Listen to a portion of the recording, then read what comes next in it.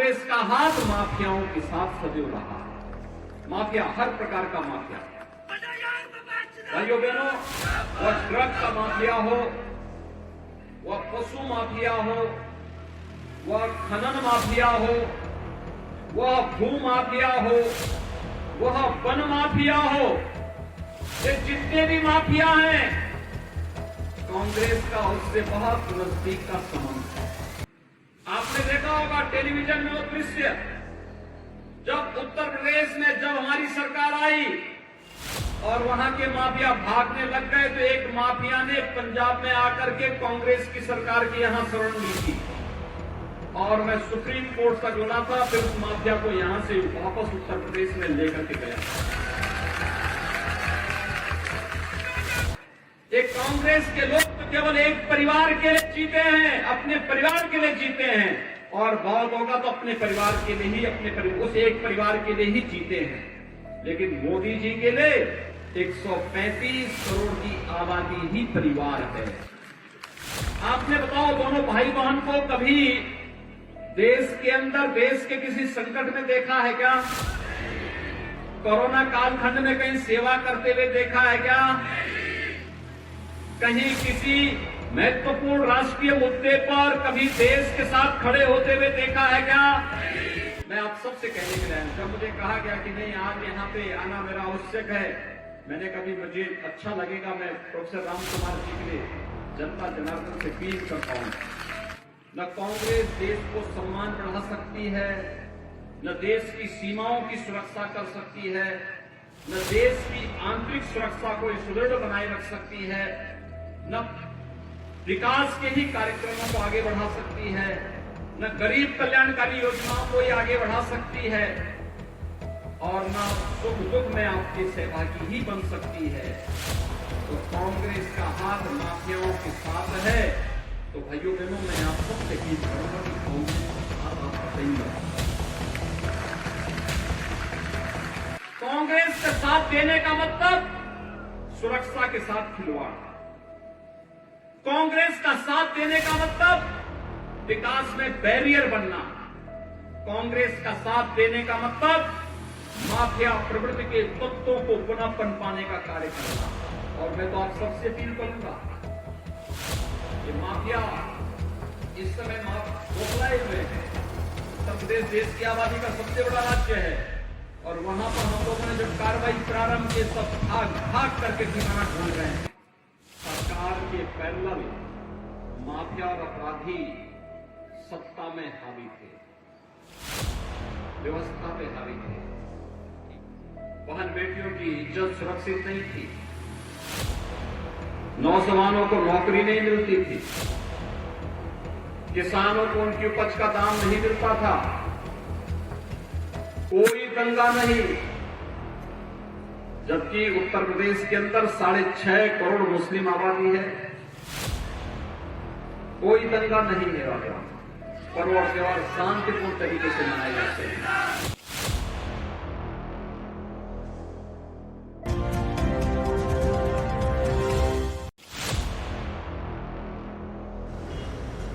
उत्तर प्रदेश के मुख्यमंत्री योगी आदित्यनाथ आज हिमाचल प्रदेश के जिला ऊना के हरोली विधानसभा क्षेत्र के गांव स्लोह में चुनावी जनसभा को संबोधित करने पहुंचे। योगी आदित्यनाथ ने आज चुनावी जनसभा को संबोधित किया और हरोली विधानसभा क्षेत्र से भाजपा प्रत्याशी रामकुमार के पक्ष में वोट करने की अपील की। इसके अलावा चुनावी जनसभा को संबोधित करते हुए योगी आदित्यनाथ ने क्या कुछ कहा, सुनिए। मैं उत्तर प्रदेश से यहाँ पर आया हूँ।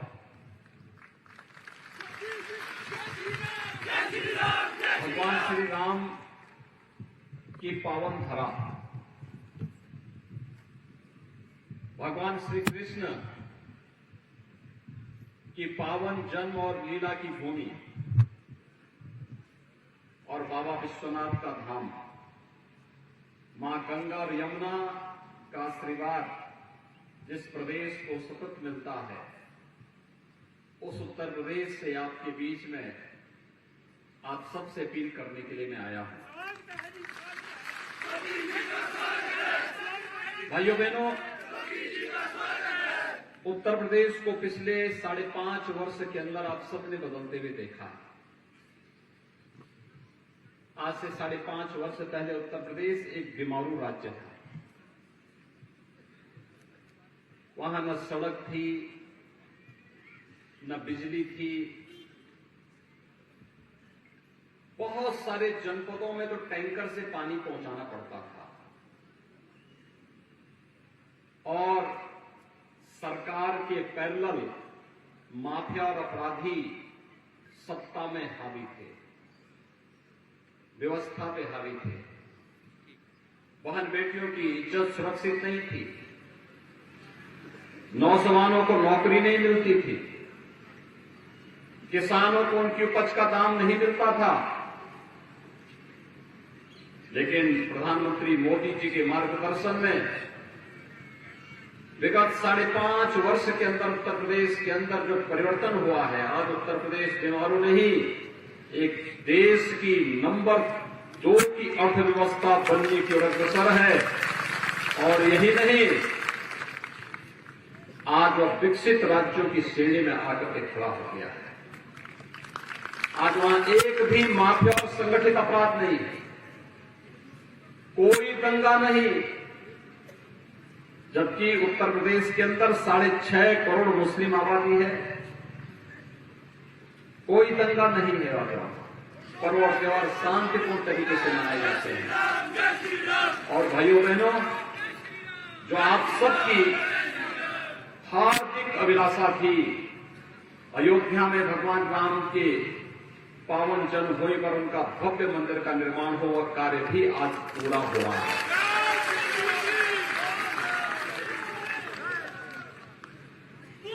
और इसलिए मैं आप सबके आह्वान करने के लिए आया हूं कि हिमाचल तो देवभूमि है और इस देवभूमि पर आकर के हर व्यक्ति शांति की अनुभूति करता है। स्वतःस्फूर्त भाव से प्रकृति प्रदत्त उपहार है आपके पास। और पूरे भारत के परिप्रेक्ष्य में हम देखते हैं, भारत आज दुनिया के अंदर विकास की नई ऊंचाइयों की ओर पहुंच रहा है। वैश्विक मंच पर भारत की प्रतिष्ठा बढ़ी है। प्रधानमंत्री मोदी जी के नेतृत्व में आज आप देख रहे होंगे, यह देश आजादी का अमृत महोत्सव मना रहा है। आजादी के 75 वर्ष के महोत्सव के हम सब साक्षी बने हैं। 15 अगस्त 1947 को कांग्रेस के कारण हो सकता है कि हर घर में तिरंगा न पहना हो, लेकिन आजादी के 75 वर्ष पूर्ण होने पर प्रधानमंत्री मोदी जी के आह्वान पर हर घर में भारत के आन मान शान का प्रतीक तिरंगा फहराया गया। जिस ब्रिटेन ने 200 वर्षों तक हम पर शासन किया था, आज उस ब्रिटेन को पछाड़ करके भारत दुनिया की 5वीं अर्थव्यवस्था बन चुका है। और ये महज संजोगी नहीं है, भारतीय मूल का व्यक्ति आज ब्रिटेन का प्रधानमंत्री भी बन गया है। और भाइयों बहनों, इसीलिए आप सबका आह्वान करने के लिए मैं आया हूं। वैश्विक मंच पर आज भारत की प्रतिष्ठा बढ़ी है। दुनिया के अंदर कोई ऐसी चुनौती नहीं जो भारत के बगैर जिसका समाधान हो सकता है। एक और वैश्विक मंच पर भारत का बढ़ता दबदबा और दूसरी तरफ भारत की सीमाओं की सुदृढ़ होती हुई स्थिति। हिमाचल के नौजवान और रणबांकुरों ने अपने जीवन की प्रवाह के बगैर मातृभूमि की रक्षा के लिए अपना सर्वस्व न्यौछावर करने में कभी कोई कोताही नहीं की। और यही कारण है आज प्रधानमंत्री मोदी जी के नेतृत्व में भारत की सीमाएं सुरक्षित हैं।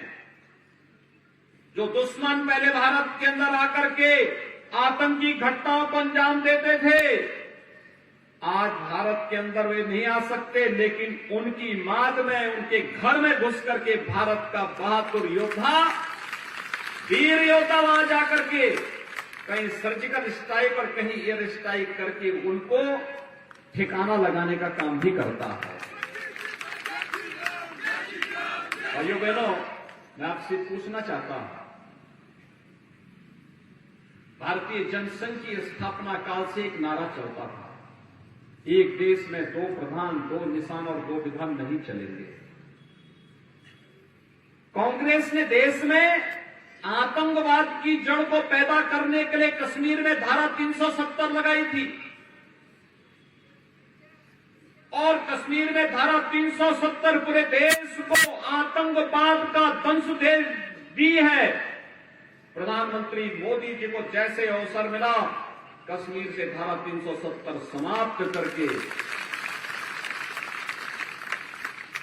कश्मीर, जम्मू कश्मीर को भी भारत का ही गणराज्य का हिस्सा वैसे ही बना दिया जैसे हिमाचल है, जैसे पंजाब है, जैसे हरियाणा है। आज हिमाचल का नौजवान चाहे तो जम्मू कश्मीर में जाकर के अपनी जमीन खरीद सकता है, वहां मकान बना सकता है, वहां अपने लिए सब कुछ कर सकता है। लेकिन कांग्रेस ने अधिकार छीना था अपने स्वार्थ के लिए, अपने वोट बैंक को बनाए रखने के लिए। लेकिन भारतीय जनता पार्टी के नेतृत्व की, मोदी जी के नेतृत्व की सरकार ने अधिकार आपको दिया। क्या कश्मीर से धारा 370 कांग्रेस हटा पाती? मैं पूछना चाहता हूं, क्या कांग्रेस हटा पाती?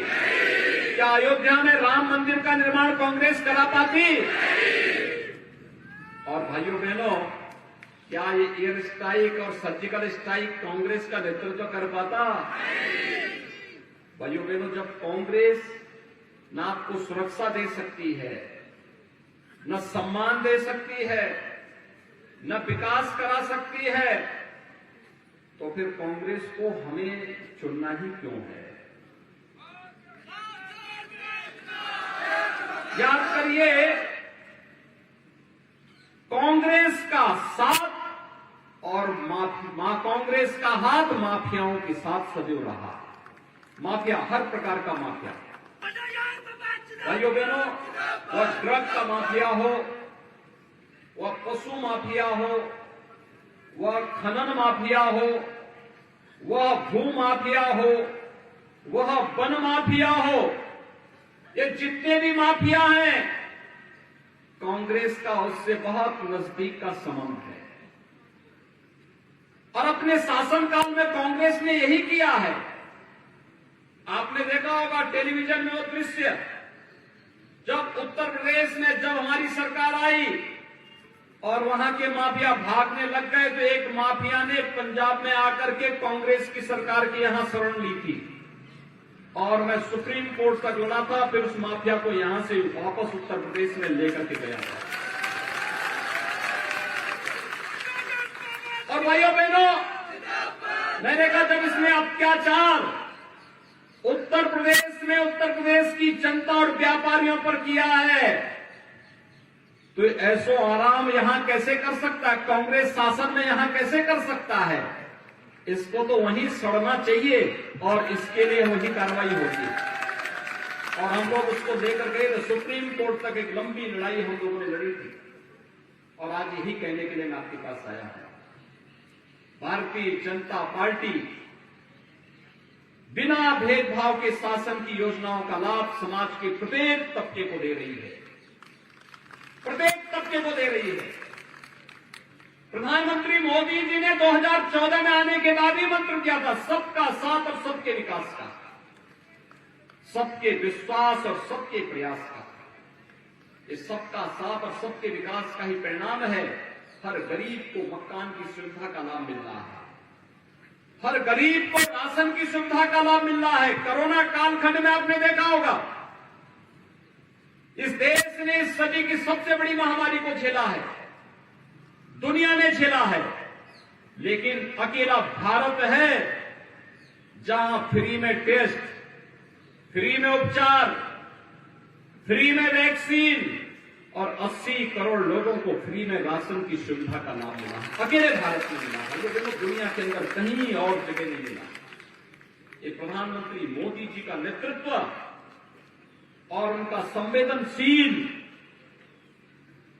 जो व्यवहार है, देश के प्रति आत्मीयता का भाव है, एक कांग्रेस के लोग केवल एक परिवार के लिए जीते हैं, अपने परिवार के लिए जीते हैं, और बहुत होगा तो अपने परिवार के लिए ही, उस एक परिवार के लिए ही जीते हैं। लेकिन मोदी जी के लिए 135 करोड़ की आबादी ही परिवार है। 135 करोड़ लोगों के लिए उन्होंने अपना जीवन लगाया है, उनकी सेवा के लिए, देश की सेवा के लिए ही। और इसलिए भारतीय जनता पार्टी मात्र कह सकती है, पहले देश फिर पार्टी और अंत में मेरा स्वयं का अस्तित्व। कोई भारतीय जनता पार्टी का कार्यकर्ता यह नहीं कह सकता है कि पहले मैं और फिर देश, कभी नहीं कहता। पहले देश फिर पार्टी और फिर स्वयं का अस्तित्व, ये भारतीय जनता। लेकिन कांग्रेस के लिए पहले उनका स्वयं का स्वार्थ महत्वपूर्ण हो जाता है। देश हित से, आपने देखा होगा जब भी देश में संकट आता है, दोनों भाई बहन देश छोड़ करके चले जाते हैं। आपने बताओ, दोनों भाई बहन को कभी देश के अंदर, देश के किसी संकट में देखा है क्या? कोरोना कालखंड में कहीं सेवा करते हुए देखा है क्या? कहीं किसी महत्वपूर्ण राष्ट्रीय मुद्दे पर कभी देश के साथ खड़े होते हुए देखा है क्या? भाइयों बहनों, विगत चुनाव में यहां पर कोई चूक जरूर हुई होगी। कांग्रेस का प्रत्याशी जीता, परिणाम क्या रहा? वे 10 वर्षों से विधायक रहते हुए कभी सक्रिय नहीं रहे, और अंततः क्या हुआ? आप सोचिए तो, ठाकुर जयराम जी के नेतृत्व में सरकार बन गई और प्रोफेसर राम कुमार जी सक्रिय रहे, तो विकास की योजनाओं को लेके आते रहे, यहां लोगों की हित में काम करते रहे। हारने के बाद भी विधानसभा क्षेत्र में सक्रिय रह करके जनता जनार्दन की सेवा करते रहे, विकास की योजनाओं को लेके आते रहे। जल जीवन मिशन में हर घर नल की योजना लागू करने की का रहा हो, आयुष्मान भारत योजना में, या यहां पर राज्य सरकार के द्वारा हिम केयर के रूप में चलाई जाने वाली 5 लाख रुपए की आयुष्मान भारत की योजना को हर पीड़ित परिवार तक पहुंचाने का कार्य रहा हो, कोरोना कालखंड में सेवा कर रहा हो, या बल्क ड्रग पार्क की स्थापना करने के लिए अपने स्तर पर किए जाने वाले प्रयास का, हर एक स्तर पर सक्रिय रहकर के उन्होंने काम किया, और उनके कार्य आज यहां पर बोल भी रहे हैं, आपका उत्साह बोल भी रहा है। और इसीलिए जब मुझे ये बताया गया, जब मेरा कल कार्यक्रम था हिमाचल में, लेकिन मुझे कहा गया कि नहीं, एक दिन और समय आप दे देते तो मैं वाराणसी से सीधे यहां आया है। मैं वाराणसी में था, कल वाराणसी में मैं था। आज वाराणसी में देव दीपावली है। काशी दुनिया की सबसे प्राचीन नगरी है, और भाइयों बहनों, काशी अविनाशी है, भगवान शिव के डमरू में विराजमान है, और काशी के बारे में हर व्यक्ति जानता है कि काशी का अपना महत्व है। विदेशी आक्रांताओं ने भले ही काशी में भगवान विश्वनाथ मंदिर को पवित्र किया हो, लेकिन महाराजा रणजीत सिंह ने जाकर के भगवान विश्वनाथ मंदिर को स्वर्ण मंडित कराने का काम किया था। यह है भारत की परंपरा। प्रधानमंत्री मोदी जी ने गुरु गोविंद सिंह जी महाराज के उन 4 शहीद पुत्रों को बाल दिवस के रूप में सम्मान देने का काम भी किया है। यह है भारत की परंपरा। और इसलिए भाइयों बहनों, मैं आप सबसे कहने के लिए आया, जब मुझे कहा गया कि नहीं, आज यहां पे आना मेरा आवश्यक है, मैंने कभी, मुझे अच्छा लगेगा मैं प्रोफेसर राम कुमार जी के लिए जनता जनार्दन से अपील कर पाऊं। और मेरी आप सबसे अपील है, भाइयों बहनों, न कांग्रेस देश को सम्मान बढ़ा सकती है, न देश की सीमाओं की सुरक्षा कर सकती है, न देश की आंतरिक सुरक्षा को सुदृढ़ बनाए रख सकती है, न विकास के ही कार्यक्रमों को आगे बढ़ा सकती है, न गरीब कल्याणकारी योजनाओं को ये आगे बढ़ा सकती है और न सुख दुख में आपकी सहभागी ही बन सकती है।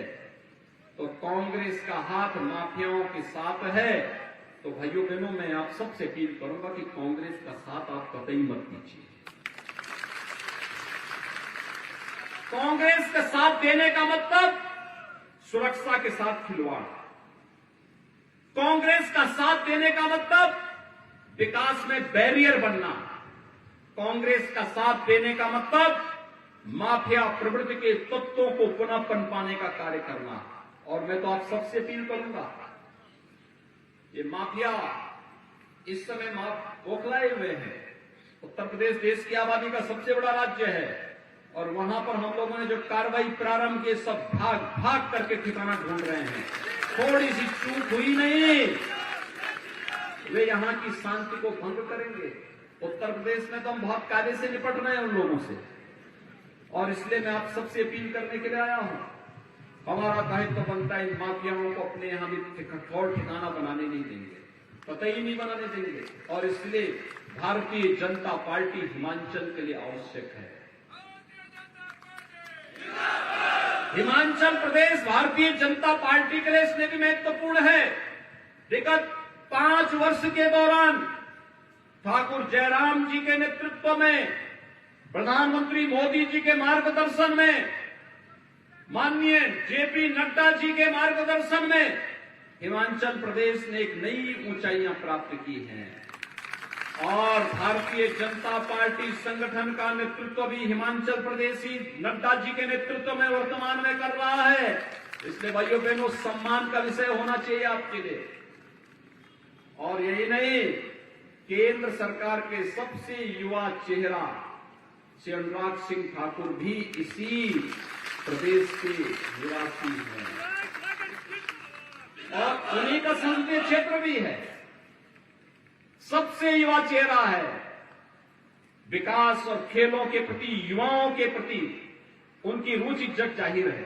और इसलिए मैं आप सबसे अपील करने के लिए आया हूं कि भाइयों बहनों, आप सबसे मेरी अपील है कि हिमाचल प्रदेश को देवभूमि के रूप में प्रतिष्ठित करने का जो अभियान है, इस अभियान की हम सब साक्षी बने और इस अभियान के साथ मिलकर के फिर से भारतीय जनता पार्टी नेतृत्व की सरकार मजबूती के साथ हिमाचल प्रदेश में गठित हो।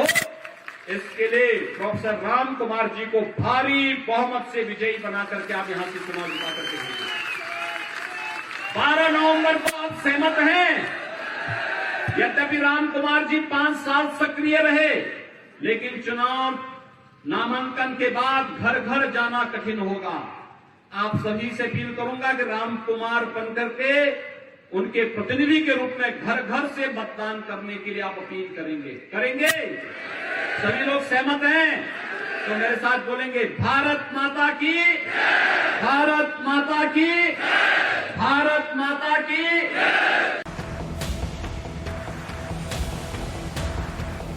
ऊना से न्यूज़ सुपर भारत के लिए राजन चब्बा की रिपोर्ट। और बड़ी खबरों के लिए बने रहे न्यूज़ सुपर भारत के साथ।